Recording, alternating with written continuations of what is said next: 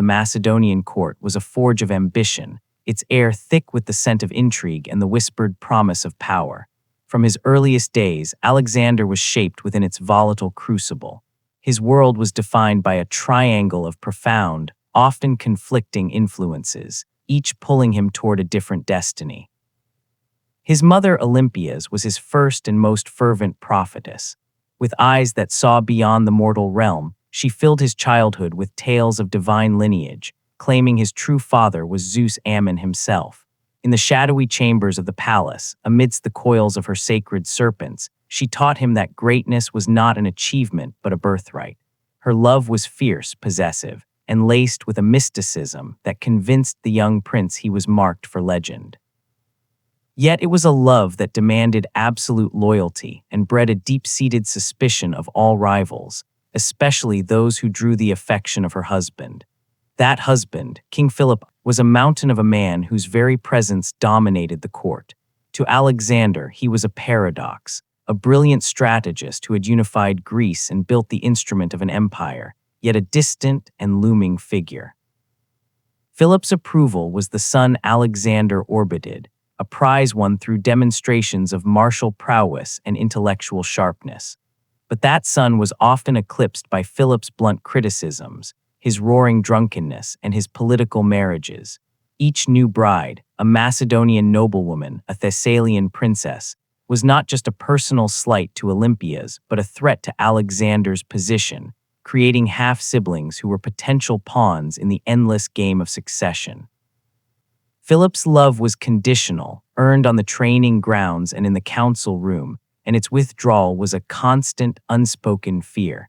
Amidst this tense dance between his prophetic mother and his formidable father, one relationship offered pure, unchallenged sanctuary, his friendship with Hephaestion.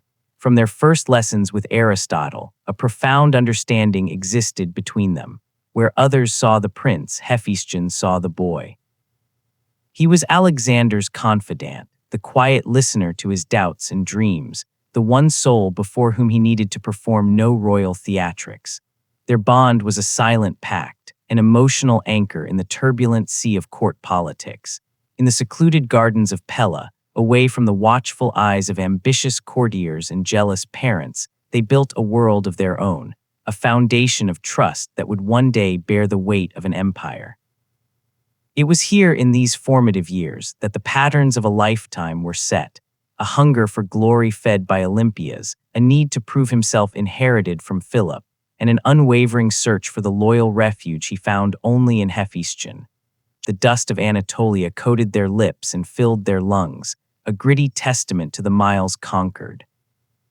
The Persian campaign, which had begun as a bold gambit, had quickly hardened into a crucible of shared suffering and steel-forged loyalty.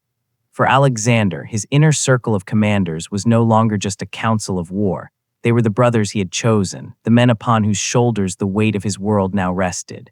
At the forefront always was Hephaestion. While others saw the king, the brilliant strategist, the fearless leader, Hephaestion still saw the boy from Pella. Their bond, forged in the quiet gardens of their youth, was tempered now in the fires of battle. In the tense hours before the clash at the Granicus River, it was Hephaestion who stood silently beside Alexander, their shoulders almost touching, a steadying presence as the king surveyed the Persian cavalry lining the far bank.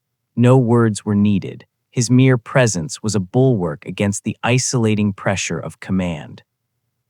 He was the keeper of Alexander's unspoken fears, the one man to whom the king could show a moment of weariness without it being mistaken for weakness. Alongside him were the generals, each a pillar of the campaign in his own right. Ptolemy, pragmatic and solid, was the master of logistics, his loyalty as dependable as the supply lines he maintained. He questioned tactics not out of defiance, but from a steadfast desire to preserve the army, Alexander's greatest weapon. After the costly victory at Issus, it was Ptolemy who had calmly presented the sobering tally of the dead, his voice level, his advice cautious. Alexander had dismissed the caution with a wave of his hand, his eyes already fixed on the next horizon, but the slight tightening around Ptolemy's mouth spoke volumes. The first, almost imperceptible, crack in a foundation of absolute trust. Then there was Cleitus the Black, a bear of a man whose devotion was as blunt as his axe. A commander of the formidable companion cavalry and a veteran who had fought beside Philip, his loyalty was to Macedonia first, and to its king as the embodiment of its spirit. He revered Alexander's courage, often roaring with approval as the young king led the charge directly into the heart of the enemy line.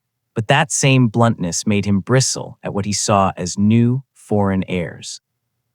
He grumbled about the adoption of Persian dress and customs, seeing it not as strategy, but as a slight against their Macedonian ways. His love was fierce and uncompromising, a loyalty that expected to be heard and respected in return. Together, they endured the searing heat of the Cilician gates and the bone-chilling rains that turned their camps to mud. They shared meager rations and celebrated victories with wine dipped from the same cup. In these moments around crackling campfires, the boundaries of rank seemed to blur. They were brothers in arms, united by the shared language of survival and the intoxicating belief in Alexander's divine destiny. Yet even in camaraderie, a subtle shift was occurring. Alexander's expectations were evolving from loyalty to fealty. A thoughtful pause before obeying an unconventional order was no longer seen as prudent counsel, but as a question of his judgment. The king who led from the front, who shared their hardships, was also beginning to demand an obedience as absolute as the authority he now wielded. The stresses of war were testing the bonds of brotherhood, stretching them thin over the vast expanse of a growing empire. Camaraderie that had once been their strength now showed hairline fractures, fine as spider silk but growing more visible with each new conquest.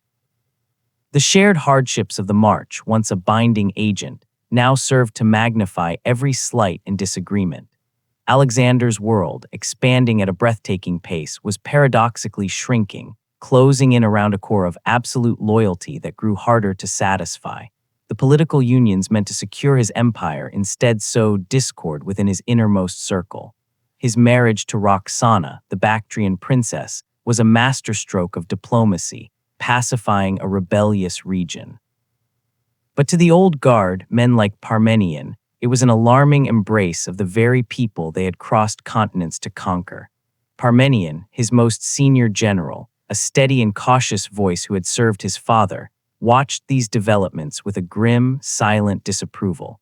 He saw the strategic value but feared the cultural cost, the dilution of the Macedonian identity he had fought a lifetime to champion.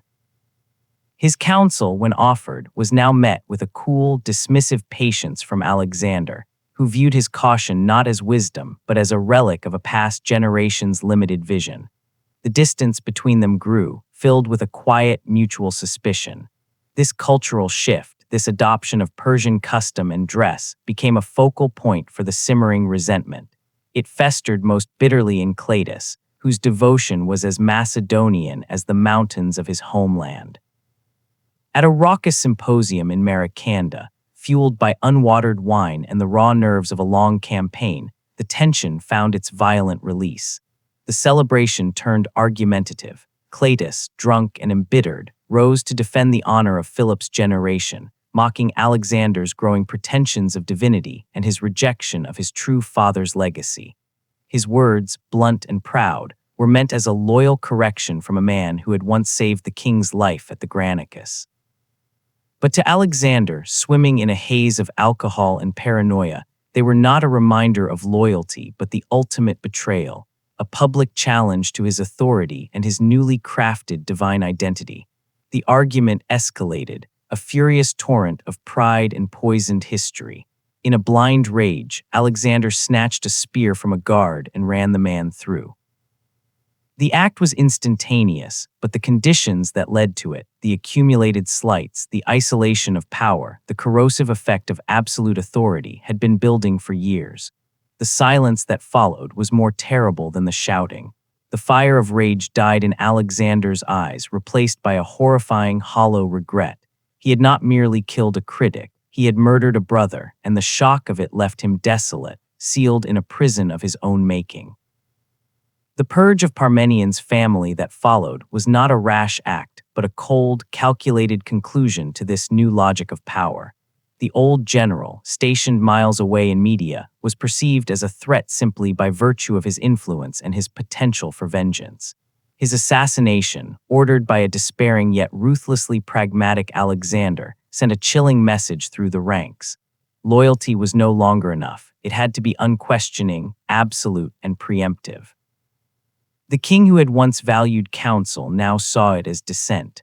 The bonds of brotherhood, forged in the fires of shared battle, were being systematically replaced by the cold mechanics of control. A sense of grim inevitability settled over the camp. The path was set, power had corrupted, paranoia had taken root, and the first major betrayals were not those of his men, but of the principles Alexander himself had once held dear.